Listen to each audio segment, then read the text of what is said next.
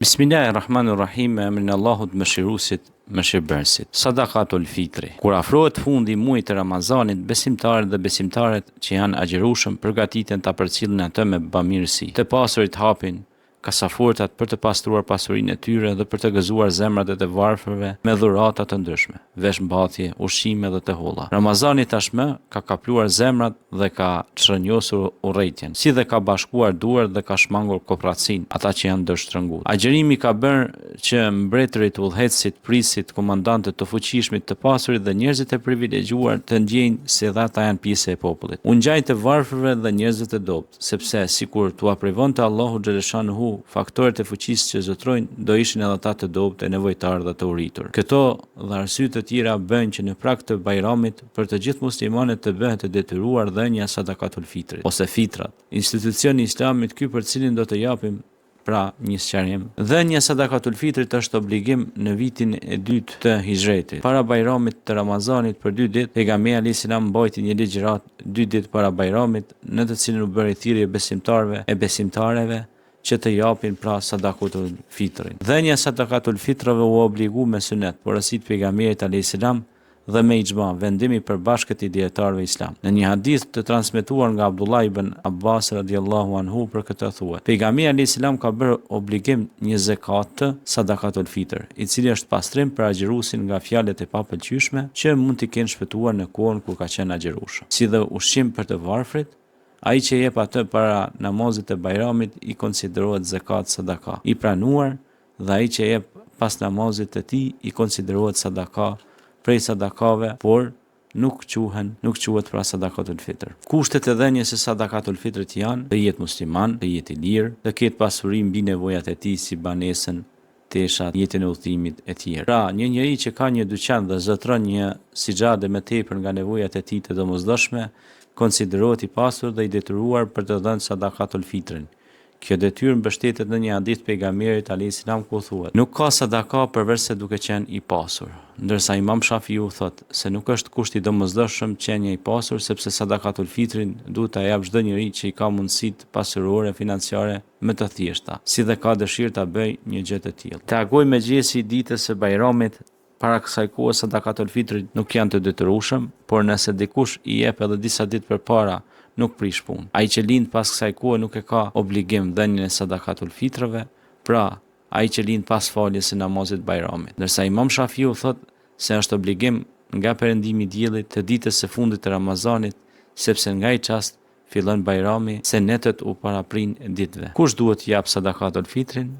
Sadakatul fitrin e jep mbar familja pa parashtim, si të vegjëlit ashtu edhe pleqt, pa marrë parasysh a janë agjërueshëm ose jo. Çfarë jepet sadakatul fitr dhe sa duhet jep? Fitri jepet gjysmë sa drithi ose milli ose një sa prej hurmave ose rrushit të thatë. Dhe një sa është e barabartë me 3640 gram, ndërsa gjysma e saj është 1820 gram. Për këtë çështje po përmendim pra 2 argumente shumë të cilat e shpjegojnë pra këto 2 argumente. Transmetohet nga Abdullah bin Thalebe bin Suqair nga babai i tij se pejgamberi alayhis salam u foli njerëzve para fitrit Bajramit dhe u tha: jepni sadakatul fitrat për çdo të lirë dhe rob, i vogël ose i madh.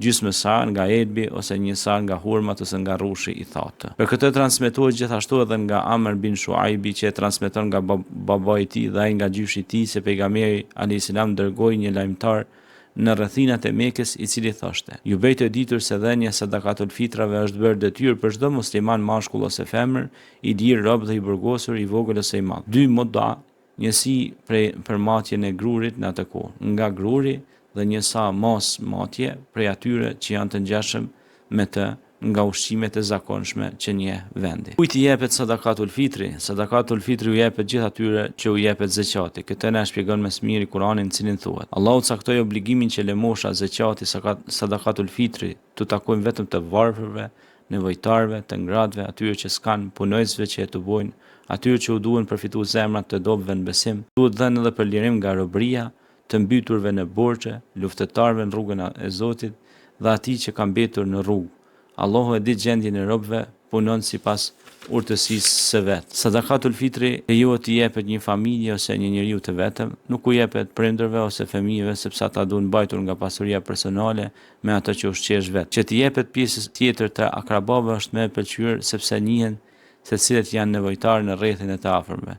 Lejohet të jepet sadakatul fitri edhe një njeriu që nuk e njeh ose nuk e ke fare e fes. Mençuria dhe mirësia dhënjes së sadakatul fitrave, agjërimi i muajit Ramazanit është i varur në mes qiellit dhe tokës dhe nuk ngrihet, nuk shkon sevapi i tij te Zoti vetëm se me sadakatul fitr.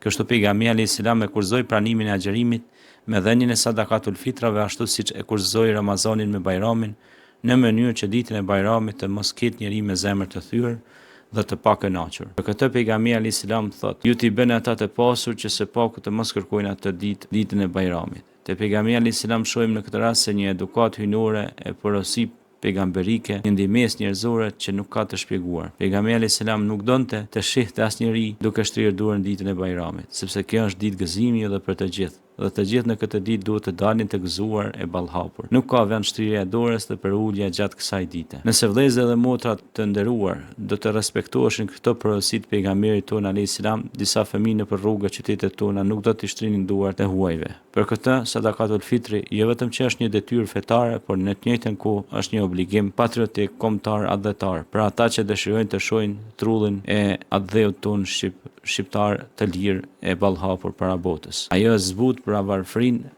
edhe shton dashurinë edhe nxit investimet në punë dhe në hapjen e vendeve të reja të punës. Në këtë muaj të madhrueshëm e kemi për detyrë të shpjegojmë gjithë vëllezërve, motrave të afërmve rëndësinë e madhe që ka ky institucion i Islamit, sadakatul fitri. Kjo porositë vjen nga qiell dhe nga i Madhi Allah te bareke ve taala ma yushrikun.